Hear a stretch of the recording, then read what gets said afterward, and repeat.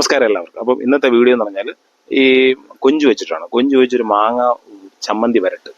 അപ്പോൾ അത് സിമ്പിളായിട്ടുള്ള റെസിപ്പിയാണ്. അത് എങ്ങനെയാണ് ചെയ്യുന്നത് നമുക്ക് നോക്കാം. ഈ കൊഞ്ച് പൊടി നുള്ളുന്ന പോലെ തന്നെ തല നുള്ളി മാറ്റിയിട്ട് എന്നിട്ട് നടുക്കിലുള്ള ആ ഒരു നൂല് പോലെ ഇൻഡസ്റ്റൈൻ എടുത്ത് മാറ്റി എൻ്റെ തലയിലുള്ള വേസ്റ്റും മാറ്റിയിട്ട് നല്ലോണം കഴുകി വെക്കും. നമ്മുടെ കൊഞ്ചിനെ നല്ല വൃത്തിയായിട്ട് കഴുകുന്ന നല്ല വാലും നല്ല തലയും നല്ല വൃത്തി, ഇതിനകത്തൊന്നും വേസ്റ്റ് ഇല്ലാണ്ടോ.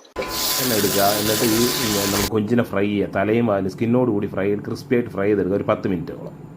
നമ്മൾ ഇതുണ്ടല്ലോ, ഇത് നമ്മൾ വൃത്തിയാക്കി ക്രിസ്പി ആയിട്ട് ഫ്രൈ ചെയ്ത് കേട്ടോ. ക്രിസ്പി എന്ന് പറഞ്ഞാൽ സൂപ്പറായിട്ട് ഫ്രൈ ചെയ്തിട്ടുണ്ട്.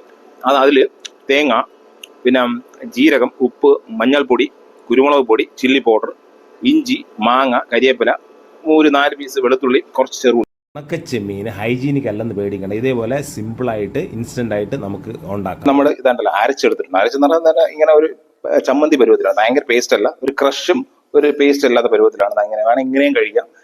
അപ്പം എണ്ണ ഒഴിക്കുക, മുളകിടുക, കരിവേപ്പില ഇടുക, എന്നിട്ട് നമ്മൾ ഈ ചമ്മന്തി പരുവത്തിൽ അരച്ചു ഇങ്ങനെ ചമ്മന്തിയിൽ ഒരു 15 മിനിറ്റ് വഴട്ടുക. ആ കളറായി ലാസ്റ്റ് ഫൈനൽ കളറായിരുമ്പോൾ ലെമൺ ഇട്ട് ഫിനിഷ് ചെയ്യുക. ചമ്മന്തി റെഡിയാണ്. അപ്പം മാങ്ങ വരട്ടി കൊഞ്ച് ചമ്മന്തി റെഡി ആയിട്ടുണ്ട്. അപ്പോൾ അതൊന്ന് ടേസ്റ്റ് ചെയ്ത് പറയാം. സൂപ്പറാണ്, ഒന്നും പറയാനില്ല. ഇത് ചോറ് മാത്രം മതി, കഴിച്ചോളൂ. പിന്നെ കുറച്ചുകൂടെ വേണമെന്നുണ്ടെങ്കിൽ കുറച്ച് പുളിശ്ശേരിയോ മോര് കറിയോ ഉണ്ടെങ്കിൽ ഗംഭീരമാണ്.